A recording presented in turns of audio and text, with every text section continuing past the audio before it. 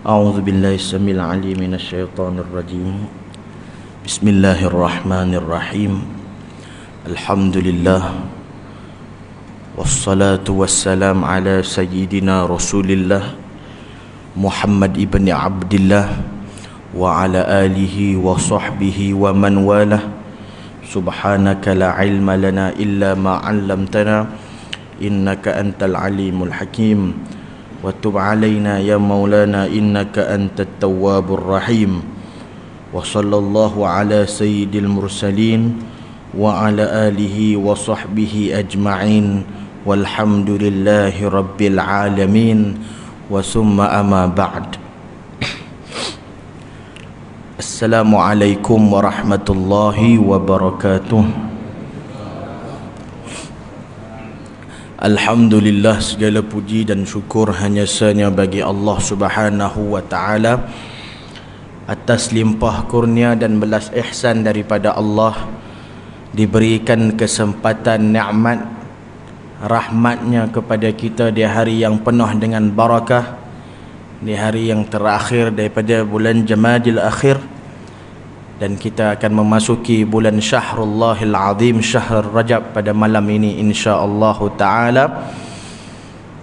Walaupun ada kekeliruan sedikit kerana di aplikasi ada yang tulis hari ini 1 Rajab, walau macam mana pun di kalender JAKIM telah diubah. Esok 1 Rajab bermakna malam ini adalah malam pertama daripada bulan Rajab, dan kita mungkin akan sentuh sedikit berkenaan dengan keistimewaan bulan Rajab insya-Allah. Mudah-mudahan Allah bagi nikmat dan barakahnya kepada kita. Yang saya muliakan staf kepimpinan, ahli jawatan kuasa, para a'immah, muslimin, muslimat, hadirin hadirat yang dimuliakan Allah Subhanahu wa taala. Alhamdulillah, diberikan nikmat pada hari ini dapat kita berada di tempat yang sebaik-baik tempat, seperti mana sabda Nabi SAW, ahabbul biladi ilallah masajiduha wa abghadul biladi ilallahi aswaquha. Kama qala SAW, kata Nabi, sebaik-baik tempat yang dicintai oleh Allah di atas muka bumi ini adalah masjid-masjidnya, yakni tempat ditunaikan solat secara berterusan 5 waktu.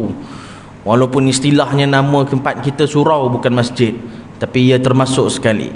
Dan tempat yang tidak disukai oleh Allah adalah pasar-pasar, yakni tempat-tempat berkumpul orang ramai, tetapi mempunyai syarahan-syarahannya yang tersendiri. Dan kita diberikan nikmat dapat menunaikan solat berjemaah, yang mana mereka daripada kalangan umat Nabi Muhammad SAW yang terpilih untuk menunaikan solat berjemaah ini adalah mereka yang diberikan karunia.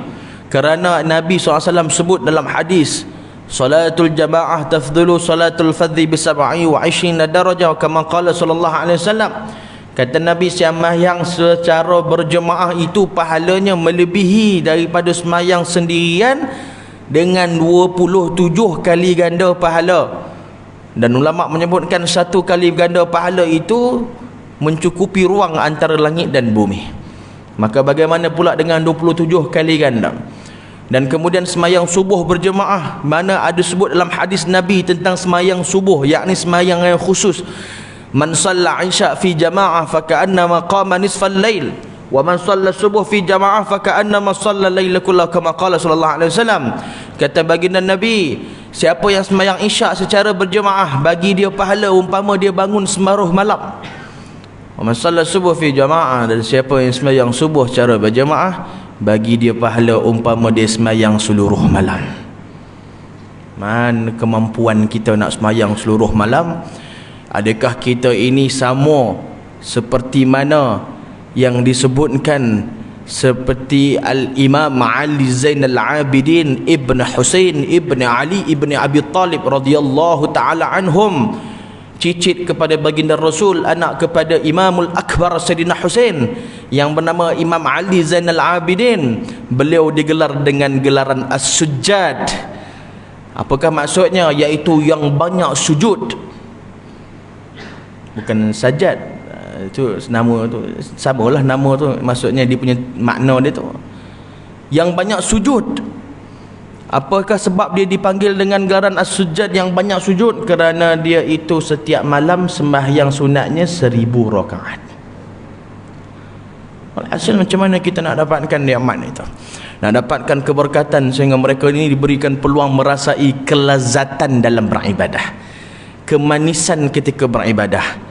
Mereka merasakan keseronokan ketika beribadah kerana mereka ini dipilih oleh Allah di atas usaha mereka dalam menempuh mujahadah-mujahadah yang perlu mereka lalui.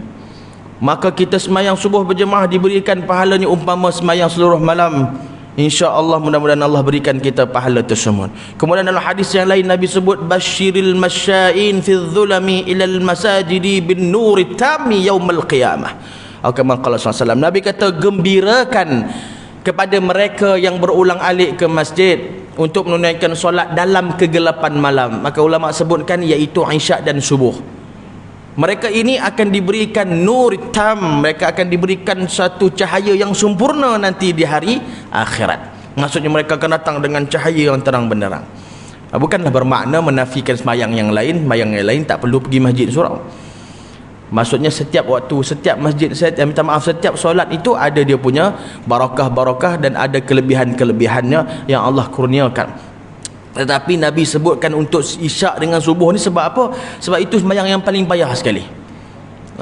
Bukan orang tak semayang, tapi ialah ada yang tak semayang, ada juga yang semayang tapi tak mampu pergi masjid. Sebab isyak tu kadang-kadang dah mengantuk, ataupun isyak tu kadang-kadang orang nak keluar dengan family. Subuh sama juga. Subuh tu dah kalau dah kata sejuk-sejuk dah tak payah dah. Sallallahu Sayyidina Muhammad. Tambah sekarang subuh dah lewat, orang kalut nak pergi kerja. Bangun pagi, mandi, siapkan baju, pakai iron baju, buh minyak wangi, sikat rambut, pakai smart-smart, keluar awal-awal cari rezeki tapi lupa kepada pemberi rezeki. Keluar mencari rezeki Allah tapi lupa kepada yang Maha memberi rezeki. Ini macam mana orang ini memahami dalam kaedah dia memahami siapa hakikatnya yang memberi rezeki daripada dia? Allah Subhanahu wa taala. Maka tuan-tuan yang dimuliakan Allah Subhanahu wa taala, di kesempatan yang ada ini, maka pihak surau menganjurkan kuliah subuh. Hari raya orang lain tapi kita dapat nikmat. Alhamdulillah. Bukan raya kita tapi kita dapat nikmat. Raya kita pun kita tak buat kuliah subuh. Mana ada raya puasa orang buat kuliah subuh? Pakai tak mai dah. Sebut makan ketupat sibuk tu apa semua. Mai semayang raya sekali lah. Semayang raya mai. Lepas semayang raya balik Zuhur pun tak mai dah. Habis dah, cukup dah. Dia dah buat sebulan tu dah kira cukup qada untuk yang akan datang punya. Biasa macam tu lah kan. Jadi alhamdulillah ini satu nikmat kepada kita. Kerana apa? Kerana dalam hadis Nabi menyebutkan bahawa apa yang kita buat ini adalah satu perkara dalam usaha kita mencari dan meraih redha Allah Subhanahu wa taala. Tuan-tuan ya. Sebab apa saya sebut macam tu? Bukan saya sebut tapi Nabi sebut dalam hadis. Mafhum bagaimana seseorang yang menunaikan sembahyang subuh berjemaah kemudian duduk sebentar untuk mengingati Allah taala. Duduk sebentar mengingati Allah ini umum. Sama ada dia berzikir, sama ada dia baca Al-Quran ataupun tazkirah atau apa sahaja perkara-perkara kebaikan, sehingga masuklah satu waktu kemudian dia menunaikan sembahyang sunat 2 rakaat, yakni sembahyang syuruk, walhasil sembahyang duha sekali. InsyaAllah maka mereka ini Nabi menyebutkan apa? Mereka akan diberikan pahala haji tam, iaitu pahala haji yang sempurna. Maksudnya diberikan pahala, bukan maksudnya dia itu tak payah pergi haji dah. Saya tak gaduh pergi haji dah pasal saya dah duduk kuliah subuh ni kata. Bukan macam tu maksudnya, tapi nak bagi tahu besarnya ganjaran tersebut. Kita kena faham maksud daripada kalam Nabi sallallahu alaihi wasallam. Bila Nabi sebut macam itu bukan bermaksud ia kita kena faham seketul macam tu. Ada perkara di sebaliknya. Seperti Nabi mengatakan naumus shaim ibadah. Nabi sebutkan sesungguhnya tidur orang yang berpuasa itu ibadat. Bukan suruh tidur. Tapi ada orang dia faham mukhalafah, dia faham terbalik. Nabi kata tidurnya orang yang puasa ibadat, maka dia tidur. Dia kata, bila isteri tanya abang saya tidur je, abang tengah buat ibadat ni. Jadi kat situ ada salah faham. Nabi nak bagi tahu bahawa orang yang puasa ni dibuat apa pun dikira ibadah. Maka kalau tidur pun ibadah, maka dibuat benda lain lagi ditambahkan pahala ibadah dia. Maka begitulah kita nak memahami sesuatu daripada maksud Rasulullah sallallahu alaihi wasallam. Maka di kesempatan yang ada ini tuan-tuan, ingin kita sebutkan sedikit tentang tajuk yang diberikan, iaitu tentang iman dan amal, iman dan amal khususnya di akhir zaman yang kita sedang tempuh ini. Yang kita sedang tempuh ni akhir zaman. Sememangnya kita memang dah lama akhir zaman. Sebab itu Nabi SAW disebut sebagai Nabi akhir zaman. Maka di zaman Nabi 1400 tahun yang lepas pun dah dipanggil akhir zaman. Kalau kita yang sekarang pada tahun 2022 sudah semakin hampir dengan akhir zaman. Cuma kita tidak tahu bilakah waktunya. Walhasil kita dalam keadaan bersedia. Tidaklah ulama mengatakan bahawa kita perlu menyiapkan sama ada senjata ataupun pedang ataupun parang dalam kita nak menghadapi tentera Dajjal ke apa tidak. Tetapi yang paling penting adalah al-aqidah. Yang paling penting adalah iman. Suasana ketika mana fitnah akhir zaman, saya tak mau cerita pasal akhir zaman tu, maksudnya dia punya perjalanan dia sebab dia terlalu panjang. Mungkin ada ustaz-ustaz kita yang pernah ceritakan. Cuma nak bagi tahu akhir zaman tu dia terlalu panjang. Kita nampak akhir zaman Dajjal, Imam Mahdi, kita nampak Ya'juj Ma'juj, itu hak lambat lagi. Itu hak kemudian tu. Maksudnya dalam perjalanan kita dalam nak menempuh benda tu, ujian dia bukan masa tu saja. Ujian dia bukan masa Dajjal saja. Ujian dia bukan masa Al-Mahdi saja. Tapi perjalanan nak menuju, ataupun orang kata bibit-bibit permulaan sebelum memasuki kepada fasa-fasa akhir tersebut, fasa itu telah bermulanya fitnah. Fitnah itu fitnah yang bukan fitnah yang biasa-biasa, tetapi fitnah yang boleh merosakkan akidah kita kepada Allah Subhanahu Wa Taala. Maka sebab itulah para ulama banyakkan dalam keadaan mereka ini risau dan bimbang keadaan umat Nabi Muhammad, kerana hari ini mereka ini ataupun golongan-golongan musuh Islam tidak perlu dalam mengangkat pedang ataupun mengangkat senjata, senapang maupun sebagainya dalam untuk merosakkan umat Islam, tetapi cukup dengan pemikiran-pemikiran yang bercampur-campur pada hari ini. Sehingga hari ini kita ada percampuran pahaman seperti liberalnya, sekularnya. Kita lihat pada minggu lepas ada diviralkan tentang bagaimana satu orang yang bekerja di farmasi, dia telah buat satu video mengecam tentang bagaimana tentang anak muda yang membeli, maksudnya mereka yang belum berkahwin membeli pil cegah hamil. Maka dia menolak, dia tak setuju. Dia kata, kenapa beli pil cegah hamil sedangkan awak belum berkahwin? Kerana kebiasaannya, bukan sangka buruk, tapi kebiasaannya bila beli itu bermakna ia ingin melakukan perkara yang terkutuk. Ia beli itu sebab niat ada nak buat benda terkutuk. Jadi sebab tu dia kecam. Tapi bila dia buat video tersebut, di bawah-bawahnya, di komennya, di Twitter lah, kan, tempat anak-anak muda, maka dia dikecam oleh pelbagai anak-anak muda yang daripada kalangan anak Melayu Islam. Tuan-tuan kalau baca komen tu, tuan-tuan akan risau. Yang komen tu, dia jangan ambil bahagian medik lah lepas ni, jadi ustazah aja. Liberal. Lebih baik dia makan pil cegah hamil daripada dia buang anak merata-rata. Liberal.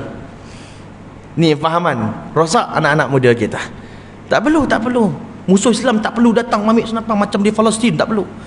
Hanya dirosakkan pemikiran anak-anak muda hari ni. Dia fikir lebih baik kita buat macam ni, dia lebih baik macam ni, lebih baik macam ni. Ikut logik akal, dan fahaman itu sedang giat masuk ke dalam pemikiran khususnya orang muda. Kalau daripada kalangan ayah-ayah yang datang surau ni, susah dah dia nak asut benda tu. Sebab dulu dah memang dikuatkan dengan fahaman-fahaman yang dibawa oleh ulama-ulama kita. Tapi fahaman liberal ni masuk pada anak-anak muda. Kerana apa? Mereka nakkan kebebasan. Mereka nakkan kebebasan, mereka nakkan sesuatu yang boleh membuatkan mereka bebas. Kalau boleh tak mau beragama dah. Sallallahu alaihi wasallam Muhammad. Itu yang sekarang dah tak pelik pakai tudung duduk dekat kelab malam. Sekarang ni dah tak pelik orang anak muda Islam kita pakai tudung. Saya pergi 13. Dekat 13 lah. Saya duduk kat situ minum. Terkejut saya depan mata saya. Benda tu sebenarnya saya jarang tengok lah. Kan? Maksudnya kita dekat Kedah tu kampung, jaranglah tengok benda tu. Bila sampai-sampai kat situ saya tengok, la ilaha illallah. Pakai tudung. Anak Melayu kita, orang Islam kita. Hisap rokok. Ada hisap shisha. Bukan seorang dua, sederet tu. Bila kita tengok keadaan itu, kita boleh nampakkan macam mana zaman akan datang, iaitu zaman anak-anak muda yang akan datang. Ni maksud saya kat sini kita sebutkan, bukan kita nak kata semua masih ada lagi yang terpelihara, tapi nak bagi tahu tentang bahayanya fahaman liberal ini. Inilah antara ujian akhir zaman. Tapi kita nampak yang Dajjal, kita nampak yang Al-Mahdi ni sebelum sampai Dajjal tu. Sebelum sampai Al-Mahdi lagi ni sebelum ni, yang sekarang ni. Dia akan berlaku macam-macam fitnah sebelum datangnya fitnah-fitnah yang besar. Dan zaman Dajjal semua tu lagi payahlah. Dajjal yang diceritakan biasa kita dengar dari kecil lah kan, iaitu Dajjal datang, masa tu tak ada makanan, Dajjal bawa roti. Saya pernah terfikir masa saya kecil lah, saya terfikir Dajjal bawa roti, siapa yang ambil roti Dajjal nanti dia dikira pengikut Dajjal. Saya pernah terfikir sekali lah, saya pernah terfikir tak bolehkah kalau kita ambil roti tapi bohong-bohong je. Maksudnya kalau Dajjal kata, hang nak ikut aku ke? Nak roti tak? Nak. Hang jadi pengikut aku? Boleh lah. Maksudnya sekadar orang kata lepas tangan nak bagi dapat roti je lah, bagi lepas perut kosong ni. Saya mula fikir macam tu tak boleh ke? Mula-mula saya ingat boleh. Sampailah hasilnya bila kita masuk, bila kita mengaji, rupanya dalam hadis ada sebut dah. Rupanya sahabat dah tanya dulu dah dengan Nabi benda tu. Dan sahabat tanya kepada Nabi Muhammad SAW tentang perkara yang saya sebutkan tadi, boleh tak kalau kita ambil tapi kita hanya berlakon sahaja? Nabi kata lah, Nabi kata tidak. Nabi kata siapa yang ambil walaupun dia berlakon, dia ambil je, maka dia jadi pengikut Dajjal, mati masuk neraka selama-lamanya. Jadi nak tak nak zaman tu dia ada dua pilihan, ambil atau mati, dua tu je. Kalau mati, insya-Allah masuk kalangan orang beriman. Sayyidil Habib Umar bin Muhammad bin Salim bin Hafiz hafizahullah taala, guru kami di Hadramut, Habib Umar menyebutkan apa? Nanti di akhir zaman kita ni dia ada satu golongan, dia akan terbahagi pada dua, fustat dia panggil. Dia akan terbahagi kepada dua kumpulan. Tuan-tuan, ibu ayah yang ibu-ibu yang dimuliakan Allah Taala, dua golongan tersebut mukmin atau kafir. Maksudnya dia ada dua golongan sahaja. Sama ada golongan yang kanan ni, golongan yang beriman, dia beriman, dia tak ada campur-campur dah. Dia tak ada macam kejap macam ni, kejap iman naik, dia tak ada. Dia iman yang pure punya. Dia mesti iman yang pure punya. Yang goyang-goyang ni golongan kiri. Mas sekali dengan orang kafir, munafik semua kat sini. Dia ada dua golongan je. Macam sekarang ni banyak lagi. Ada yang betul-betul pure iman, ada yang kadang-kadang iman tipis macam kita. Kan? Masuk akhir bulan, masuk awal bulan naik iman. Dah akhir bulan buka-buka kopek kosong, turun sikit. Dia naik turun macam tu lah. Kita ni kalau time-time tak kena ujian, kita pun Allah bagi nikmat. Time kena ujian, jatuh iman. Jadi macam tu lah kita. Nanti di akhir zaman ini kita bahagi pada dua je. Sama ada dia betul-betul beriman yang pure atau tidak, dia masuk dalam golongan yang kiri. Jadi kita kena fikir balik dengan amal kita, dengan keadaan kita hari ini, iman kita hari ini, kita bimbang kita duduk belah sini ke belah sini. Dan kita mengharapkan yang sebelah sinilah ashabul yamin, golongan kanan, bukan ashabul shimal, yang sebelah kiri. Tetapi tetap kita merasa bimbang. Sedangkan Sayyidina Umar bin Al-Khattab radhiyallahu taala anhu ardah menyebutkan pada sahabat-sahabat yang lain, dia kata kalau kaki kanan aku telah berada dalam syurga, kaki kiri masih di luar, itu pun aku masih takut lagi. Kalau kaki kanan dah masuk syurga dah, kiri duduk belakang lagi, itu pun aku masih bimbang, dia kata. Tuan-tuan yang dimuliakan Allah Subhanahu Wa Taala. Jadi tentang akhir zaman itu terlalu panjang, terlalu banyak yang kisah-kisah tentang akhir zaman. Cuma yang boleh kita nak sebut pada hari ini, pagi ini, saya nak share sedikit dengan tuan-tuan, mudah-mudahan jadi amal jariah untuk kita semua beramal, dan juga untuk guru-guru yang telah menyampaikan, masyayikh-masyayikh yang telah menyampaikan perkara ini, iaitu ada 3 amalan. 3 amalan ini di-share dan dikongsikan oleh Sayyidil Habib Kazim bin Ja'far As-Saqaf hafizahullah taala. 3 amalan tersebut bukan 3 amalan ni saja yang boleh buat di akhir zaman. Amalan ada banyak. Tuan-tuan nak amal, nak baca selawat, nak buat apa, semua ada banyak amalan. Cuma 3 amalan ni kalau boleh jangan ditinggalkan. 3 amalan utama. 3 amalan tu sebenarnya tuan-tuan semua dah buat. Cuma orang kata lepas ni kita bagikan disiplin. Maksudnya jangan sampai kita tertinggal. Jangan tinggal betul benda ni. Apakah 3 amalan tersebut yang khususnya jangan ditinggalkan di akhir zaman? Yang pertama adalah qiraatul Quran ataupun tilawatul Quran. Jangan tinggalkan membaca Al-Quran. Kerana Al-Quran itu akan diangkat di akhir zaman. Tuan-tuan, diangkatnya Al-Quran ini di akhir zaman bukan maksudnya orang-orang yang hafal Quran meninggal. Tapi yang tak hafal Quran yang ada masih boleh tengok Quran. Tapi dahsyatnya akhir zaman Al-Quran itu diangkat, dikatakan bahawa sampai satu masa satu orang imam jadi imam. Bila dia angkat takbir Allahu Akbar, bila dia nak baca suratul Fatihah dia lupa. Maka jemaah dekat belakang tunggu. Imam tak baca Fatihah. Mereka nak tegur imam, nak suruh imam baca Fatihah, mereka nak sebut suratul Fatihah, mereka nak sebut Alhamdulillah, mereka pun tak ingat. Maka berlalulah solat itu tanpa membaca walau satu ayat daripada ayat Al-Quran.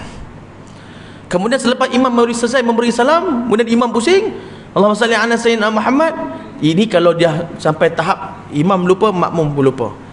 Tapi kalau imam baru masuk Islam, makmum pun baru masuk Islam, memang dua-dua tak hafal Fatihah lagi, itu cerita lain lah. kan dulu tak hafal Fatihah lagi, tu cerita lain. Jangan pula kata dah akhir zaman, imam tak ingat, makmum tak ingat, dah dulu baru masuk Islam. Yang ini cerita dia yang memang kita sekarang ni macam normal ni, imam tak ingat, makmum tak ingat. Bila selesai imam beri salam, imam pusing belakang, maka ketika itu makmum kata, wahai imam, kenapa tak baca ayat daripada ayat Al-Quran? Maka imam katakan, aku tak ingat walau satu ayat sekalipun. Adakah kamu semua ingat? Makmum cakap, kami pun tidak ingat. Maka waktu itu dalam keadaan kelang kabut, berlarilah mereka pergi kepada rak-rak Al-Quran. Mereka membuka Al-Quran yang mereka ada, mushaf-mushaf yang mereka ada. Maka bila mana mereka membuka mushaf-mushaf itu, mereka dapati hanya ada helaian-helaian kertas kosong. Tidak ada lagi Al-Quran akan diangkat oleh Allah Subhanahu wa taala akhir zaman. Maka Al-Quran itu akan diangkat, maka dia, siapa yang membacanya, siapa yang merenungnya, siapa yang menghayatinya. Al-Quran ni punya dahsyat, tuan-tuan yang dimuliakan Allah Ta'ala. Allah bagi nikmat pada kita, Al-Quran bukan calang-calang. Allah bagi satu nikmat yang besar, melihat pahala lain, baca pahala lain, amal pahala lain, hafal pahala lain. Kita tengok Al-Quran dah dapat pahala mata, dengar pahala lain. Ini subhanallahil azim. Tengok lain, dengar lain, baca lain. Kalau baca Quran pula Nabi sebut alif 10 pahala, lam 10 pahala. Satu huruf 10 pahala tu bukan alif lam mim. Alif 10, lam 10, mim 10. Jadi alif lam mim 30 pahala dah. Tu sebab nak bagi tahu tentang nikmat tu besar, pahalanya besar. Tapi bukan maknanya kita baca alif lam mim saja. Alif lam mim, alif lam mim, alif lam mim, alif lam mim 70 kali cukup dia kata. 70 pahala sehari cukup lah. Dengan tamak-tamak dia kata jangan kelang kabut ni. Sikit-sikit jadilah. Oh tak, Allah Subhanahu wa taala bagi ganjaran tu kepada mereka yang nak. Allah bagi ganjaran pahala kepada mereka yang nak. Tuan-tuan bayangkan salih ala sayyidina Muhammad, bila mana kita nanti, di saat mana Allah mengambil nyawa kita, malaikat mencabut nyawa kita, waktu tu dah tak ada siapa dah. Kita nampak orang tengah kapan kita, kita nampak orang tengah ni kita. Maka bila dimasukkan dalam kubur, bila didudukkan kita, ketika didudukkan kita ketika itu, ni saya cerita bukan saya ada pengalaman, tak. Ni cerita benda yang dalam hadis sebut lah, kan. Dalam kubur ni tak ada siapa pengalaman. Ustaz tu cerita macam mana pun dia tak pengalaman lagi. Benda tak ada siapa yang ada pengalaman boleh cerita balik. Jadi dia bangun, dia dudukkan, ketika datanglah malaikat. Datang malaikat sallallahu alaihi wasallam Muhammad. Malaikat datang untuk bertanya kepada dia soalan-soalan biasalah. Soalan dah bocor tapi tak semua orang boleh jawab, kerana jawapan itu bukan dengan akal tapi dengan iman. Walaupun kita dah tahu man rabbuka man nabiyuka, tapi bukan semua orang dapat jawab kerana jawapan tu dengan iman. Sebab tu nanti di akhirat bukannya kita cakap dengan mulut, al yauma nakhtimu ala afwahihim wa tukallimuna aydihim wa tashhadu arjuluhum bima kanu yaksibun. Al yaum nakhtimu ala, Allah kata aku kunci, kami kunci mulut-mulut manusia ni. Jangan cakap wa tukallimuna aydihim, yang akan cakap tangan-tangan dia. Wa tashhadu arjuluhum, kaki akan jadi saksi untuk dia. Sebab mulut banyak sembang mulut sembang, pompang sembang banyak. Sallallahu alaihi wasallam Muhammad. Jadi tuan-tuan yang dimuliakan Allah Taala, bila nak tanyakan kepadanya, maka ketika itu akan datang satu orang dalam bentuk manusia. Maka dia berkatakan, wahai malaikat, segala soalan apa yang kau nak tanyakan kepada si mati ini, tanya kepada aku akan jawab semua soalan bagi pihaknya. Lalu yang meninggal pun tanya kepada dia, siapakah engkau wahai lelaki yang baik, yang mana nak bantu aku jawab soalan? Siapakah engkau nak mempermudahkan urusan aku pada hari ini? Maka jawablah sosok tubuh lelaki manusia tersebut, akulah Al-Quran yang kau baca di dunia dulu. Akulah Al-Quran yang kau baca di saat orang sedang tidur, kau dalam keadaan membaca aku.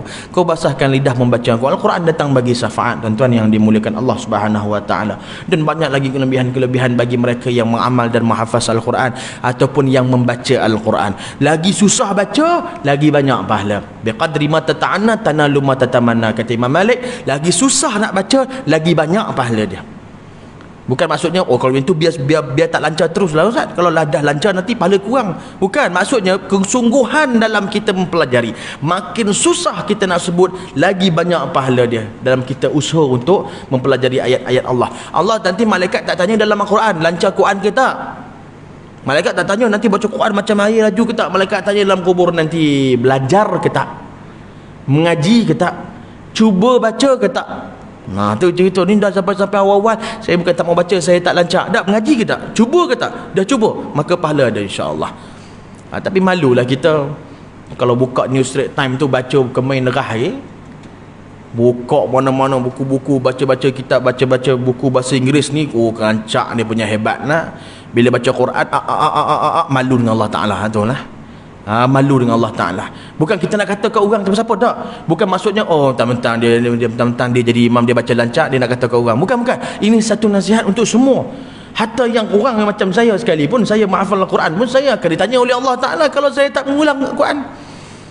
Dah baca lancak, kita dah boleh baca lancak pula, kita tak baca Al-Quran pun akan ditanya oleh Allah Ta'ala. Dia tak ada siapa terlepas. Semua orang akan disoal. Summa latus'alunna yawma idzin 'anil na'im. Allah sebut dalam Al-Quran, setiap kamu akan ditanya semua nikmat yang Allah beri, walaupun 10 sen. Walaupun 10 sen. Hari ni kita kalau bawa pergi mana-mana, duit 100 hilang, sejam tunggu situ cari duit 100 tu. Buka mana-mana, kat mana jatuh tadi. Cuba kalau yang jatuh tu 50 sen. Ni kita nak test, nak nilai iman kita. Yang hilang tadi ada berapa jatuh haji? 50 sen. Allah haji 50 sen je, biar je lah. Ni orang kita. Tapi ada setengah orang tua-tua kita, ayah-ayah kita dicari. Macam arwah atuk saya dulu, saya tengok dia cari duit.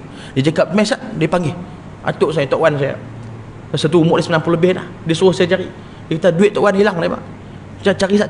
Kami carilah, pakat duk selok dengan atas para tu, atas para apa dia panggil?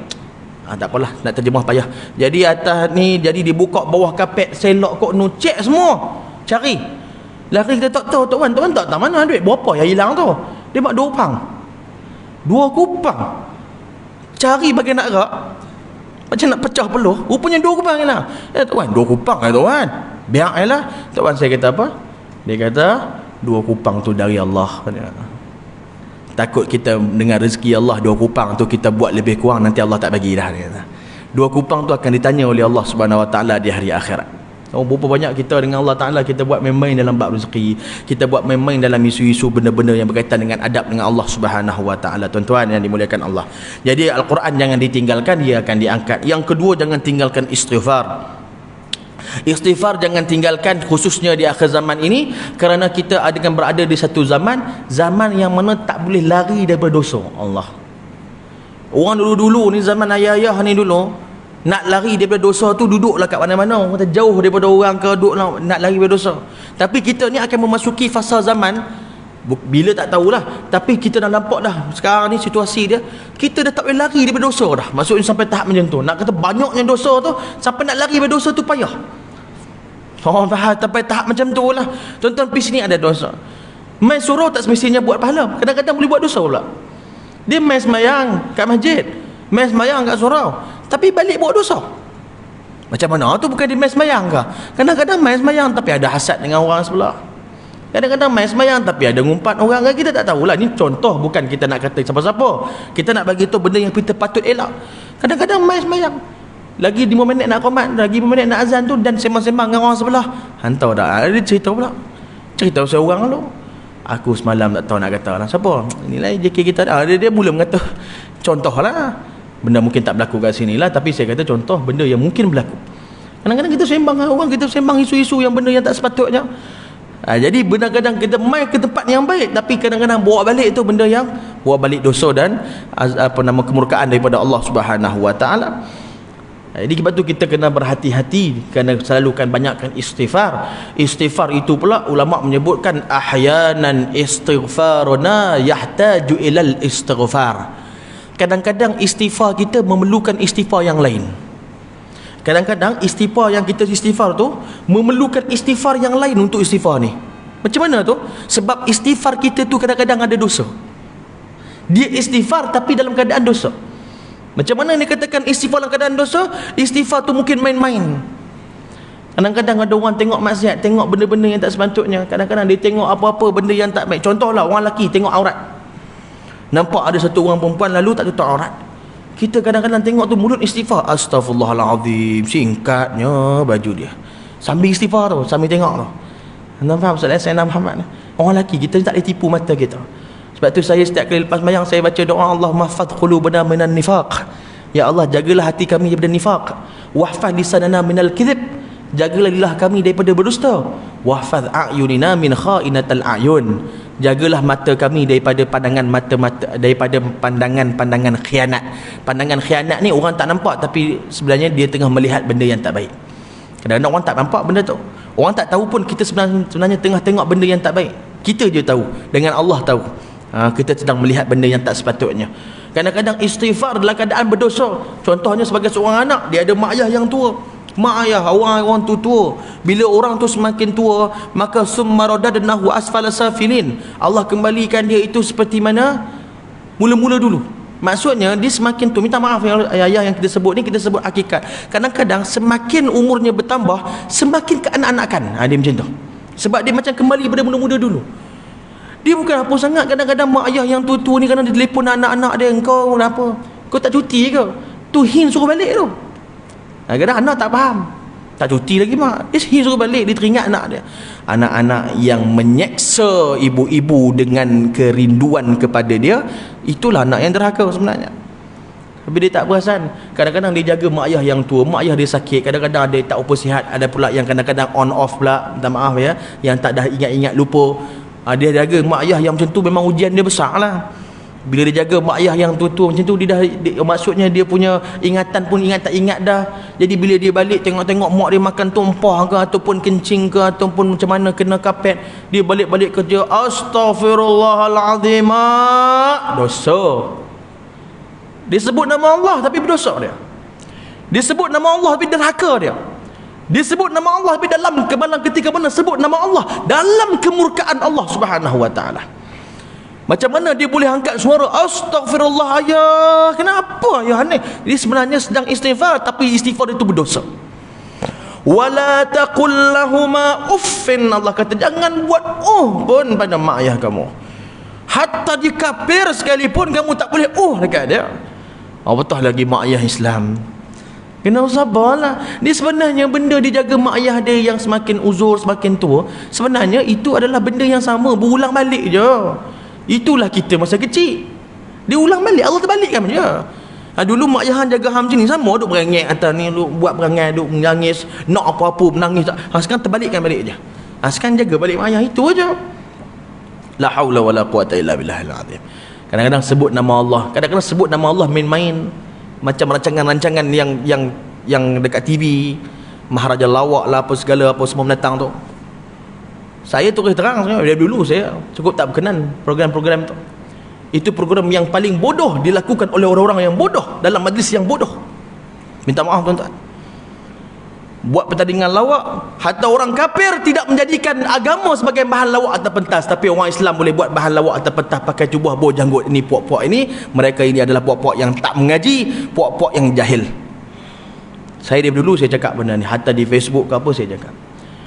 Orang kafir tak buat lawak bahan-bahan agama dia untuk jadikan bahan lawak atau pentas, tapi orang Islam kita buat bahan lawak. Dakwah apa macam tu? Dakwah bukan macam tu cara dia. Itu bukan dakwah. Kita bukan sempitkan dakwah. Dakwah itu luas, tapi ada batasan-batasan dalam berdakwah.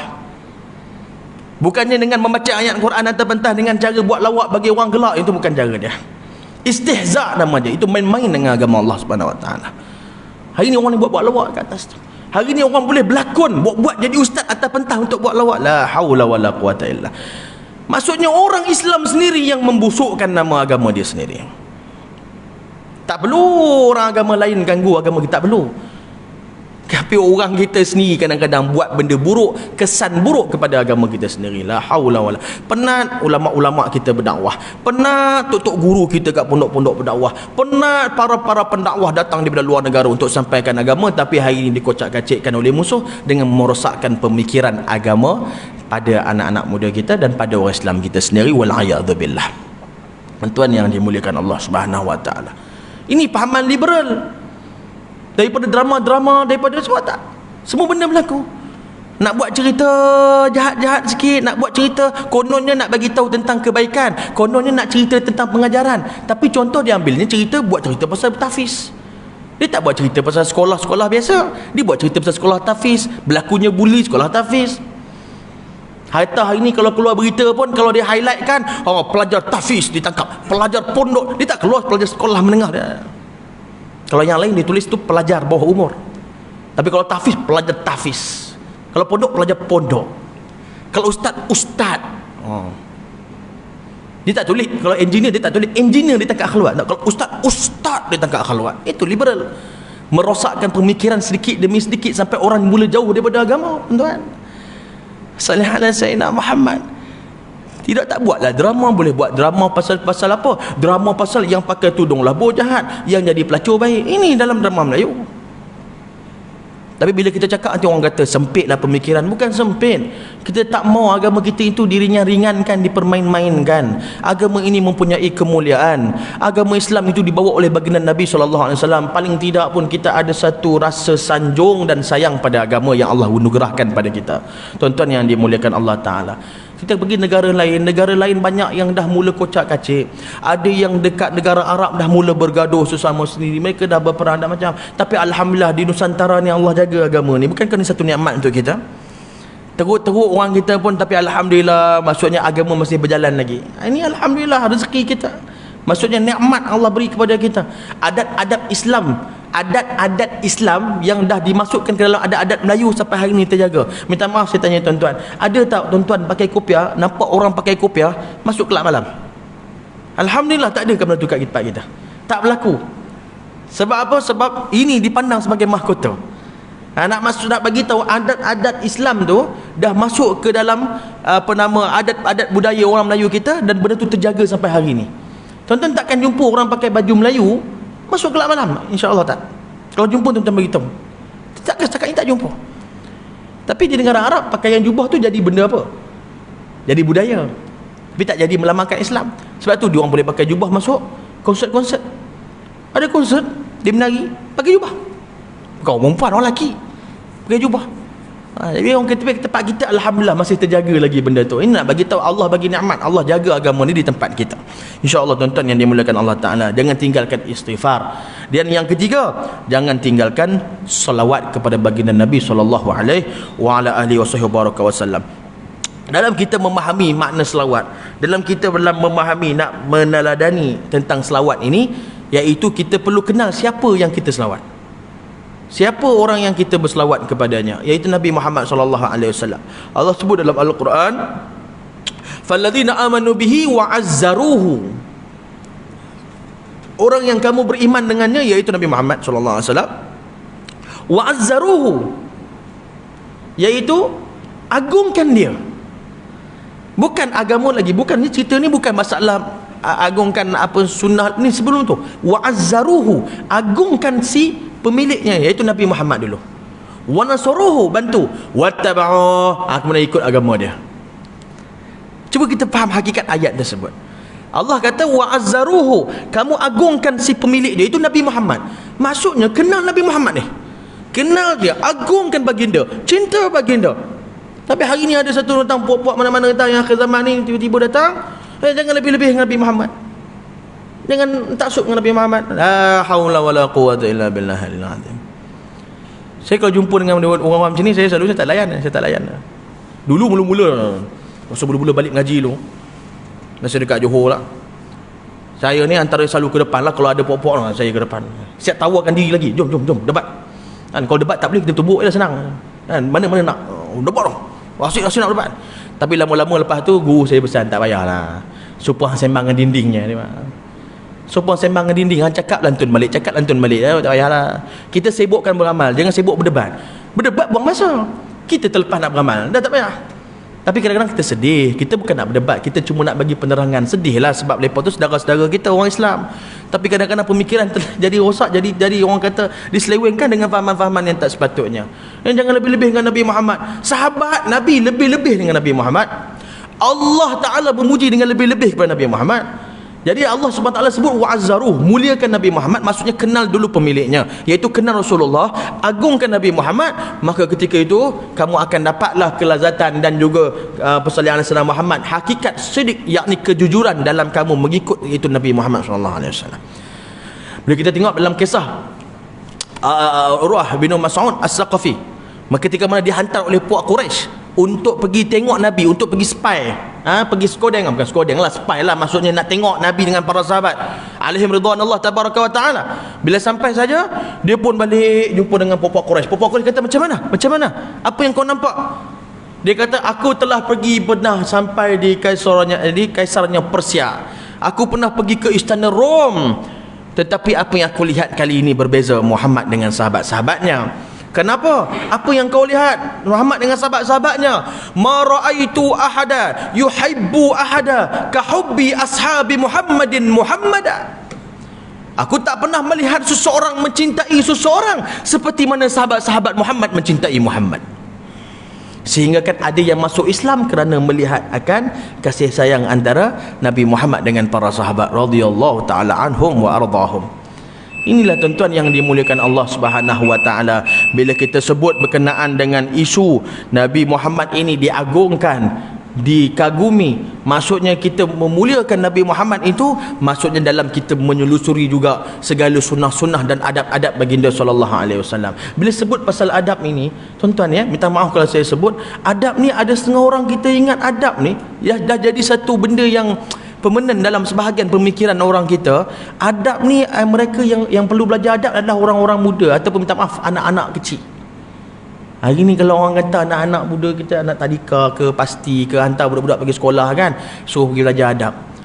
Biasanya adab-adab makan ni disuruh praktik kat budak-budak biasa orang kita dah faham adab ni sebenarnya dia untuk budak-budak. Sebenarnya dia tak ada. La ilaha illallah. Adab itu adalah kuncinya kepada ilmu. Dia partner kepada ilmu. Kalau ilmu itu tugas mempelajari ilmu daripada kita buayan, min talabul ilmi minal mahdi, menuntut ilmu itu daripada buayan ilal lahdi, sampai ke liang lahat, maksud sampai mati kena tuntut ilmu, termasuklah adab perlu dipraktikkan sampai mati. Berapa ramai kita nampak anak kita nak makan, dah baca doa belum? Kita suruh anak kita baca doa makan tangan kanan. Kita banyak praktik kat budak-budak yang paknya dah makan dulu dah. Doa ke mana, apa ke mana? Jadi ada adab tu. Masuk tandas mana? Kaki kiri. Kita pun dah masuk tandas, dah lupa dah kanan kiri. Kadang-kadang masuk dua-dua lompat ni. Ni pun dah lupa dah. Sallallahu alaihi wasallam Muhammad. Maksudnya praktik. Kita keluar sekejap lagi, keluar daripada surau. Masuk pakai kasut, pakai selipar, pakai japal. Kaki mana selup dulu? Bagi kita tak ada apa sah, jangan remeh, jangan risau benda-benda remeh macam ni. Tak, dia bukan isu remeh. Dia isu pemilik kepada adab sunnah itu siapa? Nabi Muhammad sallallahu alaihi wasallam. Jadi pemilik adab itu adalah Nabi Muhammad. Orang yang kagum dengan Nabi Muhammad, yang mengagung Nabi Muhammad, maka dia akan ikut apa saja yang Nabi Muhammad buat. Wa kana Nabi dalam Syama'il Muhammadiyah menyebutkan apa? Wa kana Nabi sallallahu alaihi wasallam yuhibbut tayammun. Nabi sangat suka berkanan-kanan dulu. Kalau kita orang subhanallah, satu orang yang cinta pada Rasulullah, dia masuk kaki kanan selipar, kalau anda kata satu hari tu dia termasuk kaki kiri, dia buka balik sama kaki kanan. Walaupun kita nampak macam Allah benda kecil je pun, tak kecil di sisi kita, tapi besar di sisi pecinta Nabi Muhammad sallallahu alaihi wasallam. Mereka yang mengagumi Nabi Muhammad, mereka akan tahu, akan nilai sesuatu perkara yang mereka lakukan. Bagaimana seseorang dalam mengamalkan sunnah Nabi pada kasut saja, dia dapat kejayaan di situ, pahala yang besar kerana mengikut Nabi Muhammad sallallahu alaihi wasallam. Tuan-tuan berkumur kan, kalau ambil wuduk berkumur, tuan-tuan berkumur, itu namanya istinsyak ataupun masuk air melalui hidung ke, madmadah ke. Dalam fiqh disebut bila kita kumur itu sunnah Nabi, itu sunnah, dapat pahala sunnah. Dan kebanyakan kita semua tahu itu sunnah. Tak ada siapa lagi yang mengatakan siapa tak kumur batal wuduk. Kita semua tahu sunnah, maka dapat pahala sunnah. Tapi berapa ramai yang tahu bila kita luah itu sunnah? Dan hakikatnya tak ada siapa pun yang telan air tu. Mana ada orang telan? Tak. Dia kalau kodok pun dia luah balik.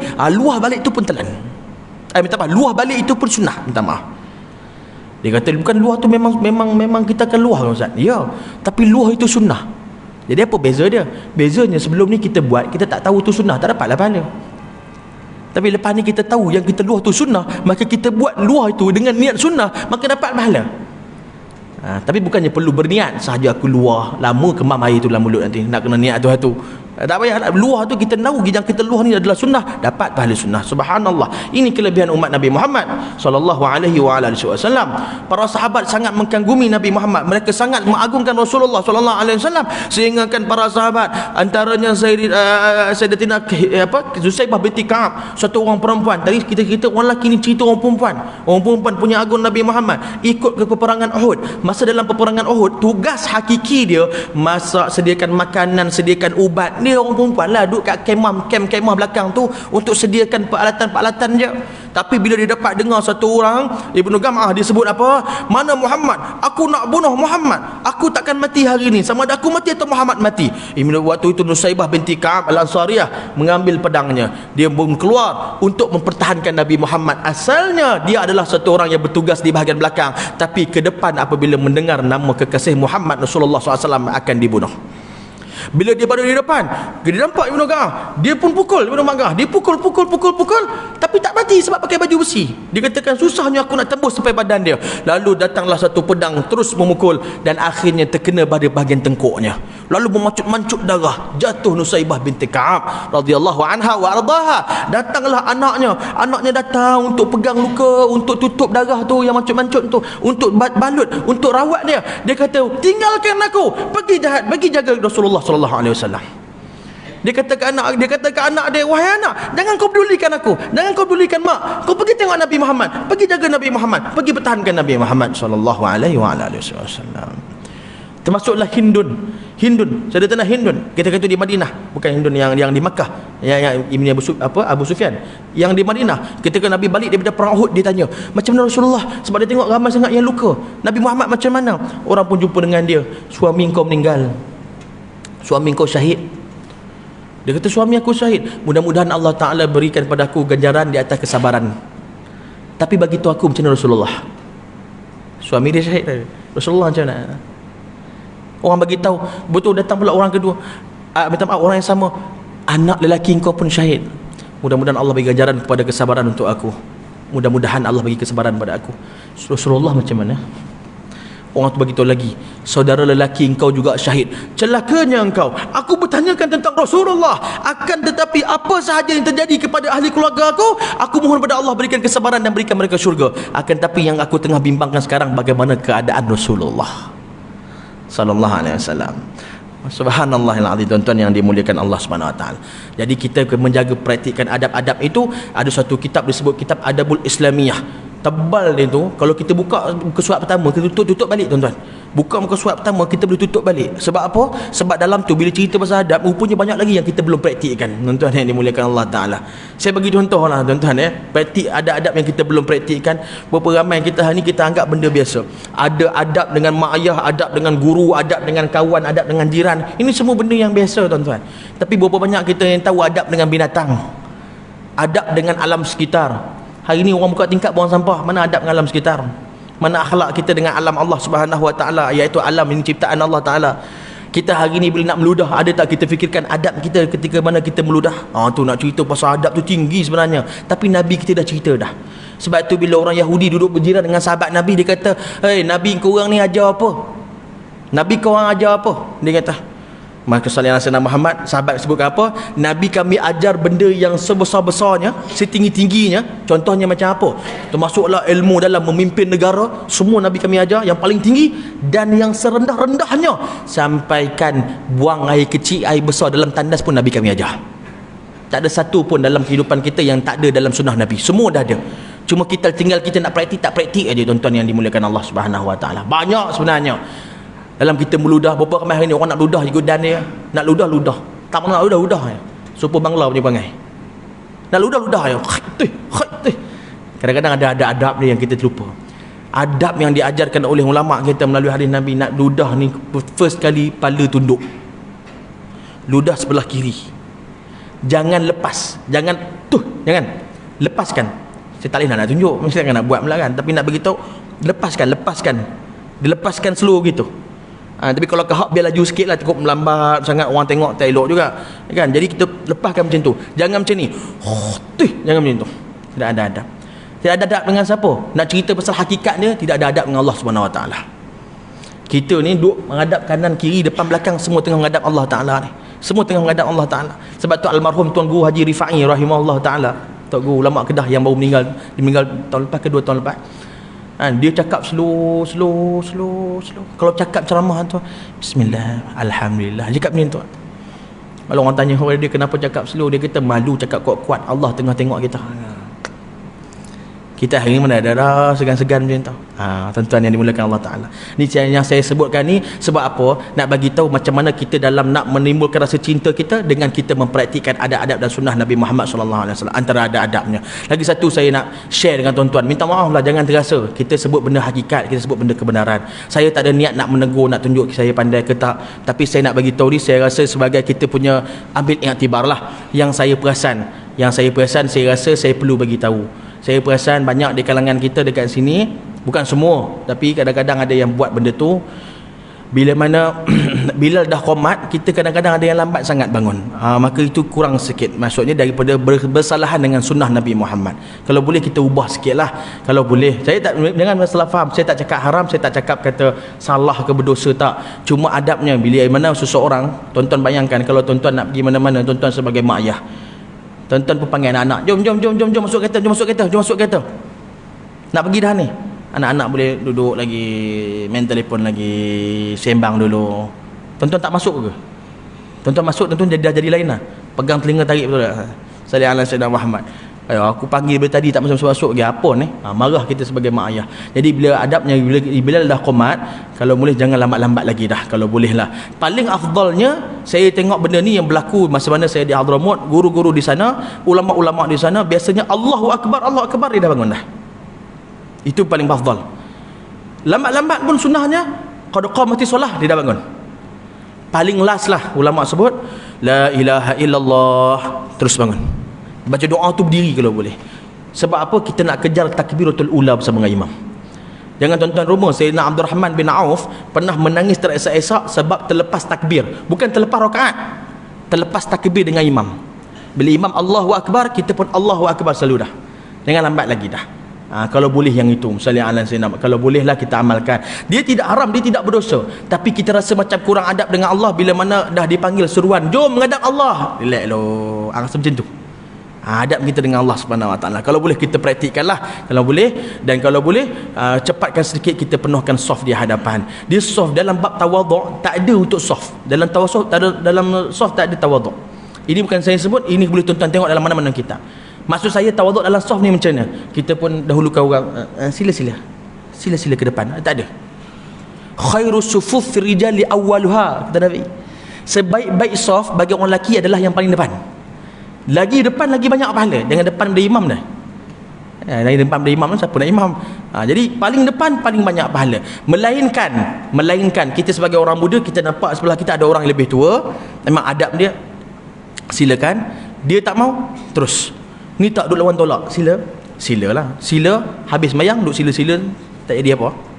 Jadi kita kedepankan. Maksudnya kita terus ke depan untuk dapatkan pahala. Lagi depan lagi baguslah maksudnya. Tapi Mustalih Hasan tetap saya cakap, dia bukan haram, dia bukan berdosa. Ni tak cerita hukum ni, tapi kita tengah cerita tentang kelebihan-kelebihan dan manfaatnya. Kalau boleh kita amalkanlah, insya-Allah taala tuan-tuan. Jangan berasa hati pula kita sebut ni, kita nak bagi tahu tentang apa yang ulama sebut untuk kita praktikkan sama-sama.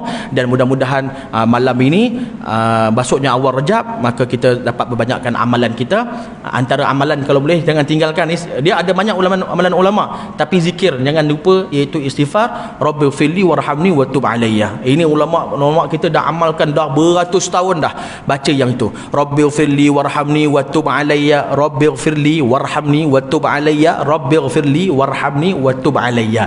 70 kali siang, 70 kali malam. Ini jangan tinggalkan. Yang apa maksud dia? Ya Allah, Rabbighfirli warhamni, ya Allah ampunkan aku, rahmati aku, watub alayya, dan berilah taubat kepada aku. Rabbighfirli warhamni watub alayya. Baca kalau boleh 70 kali siang, 70 kali malam, lagi banyak lagi bagus. Mudah-mudahan Allah Taala berkati kita insya-Allah. Dan kita mungkin menjaga 3 perkara tersebut: baca Quran, jangan tinggalkan istighfar, dan jangan tinggalkan selawat kepada Nabi Muhammad sallallahu alaihi wasallam. Selawat ni kalau bolehlah kan, ada cadangan juga daripada ni pihak pengurusan. Jadi mana-mana kan dah ada cadangan daripada pihak pengurusan, tak salah untuk saya share dengan tuan-tuan lah. Boleh tak sama-sama lepas ni saya ajak kita setiap kali lepas mayang kita selawat sikit. Kita tambah selawat sikit aja. Dia tak panjang, jangan risau. Dia tak ganggu masa kita. Dia punya selawat dia macam ni. Lepas kita habis doa aja, so kita tak kisahlah lagu apa pun. Yang penting selawat yang simple. Sallallahu ala Muhammad sallallahu alaihi wasallam. Sallallahu ala Muhammad wa ala alihi wasallam. Habis. Tu ringkas dah tu. Yang tuan-tuan sambung pula, ya habibi, ya jangan lah. Pakai orang nak lari nak pergi kerja ke apa lagi. Kita baca ringkas tu je. Kalau boleh kita makan lepas sembahyang lah. Saya akan cuba praktikkan insya-Allah untuk sama. Kita baca simple je, ringkas je. Yang penting kita ada juga selawat yang kita baca lepas sembahyang tu, mudah-mudahan jadi barakah dia insya-Allah. Sebelum ni selawat sambil salam tak? La pasal kita tak salam kan. Sallallahu alaihi Muhammad, tapi sekurang-kurangnya salam tak salam pun selawat jangan tinggal lah. Itu kita punya usaha kita. Minta maaf tuan-tuan kalau saya ada terkasar bahasa, saya ada tersalah bicara, saya ada terkurang adab, terkurang sopan. Yang baik itu semua daripada Allah, yang lemah tu hakikatnya asbab kelemahan diri saya sendiri, dan apa-apa yang baik itu dapat kita amalkan dan praktikkan. Wabillahi taufik. Wassalamualaikum warahmatullahi wabarakatuh. Wal afwan minkum wallahu a'lamu bissawab. Subhanakallahumma bihamdika asyhadu an la ilaha illa anta astaghfiruka wa atubu ilaik. Bismillahirrahmanirrahim. Wal 'asri innal insana lafi khusr illa alladziina amanu wa 'amilus shalihat wa tawasaw bil haqqi wa tawasaw bis sabr. Wallahu a'lamu bis shawab. Allahu akbar.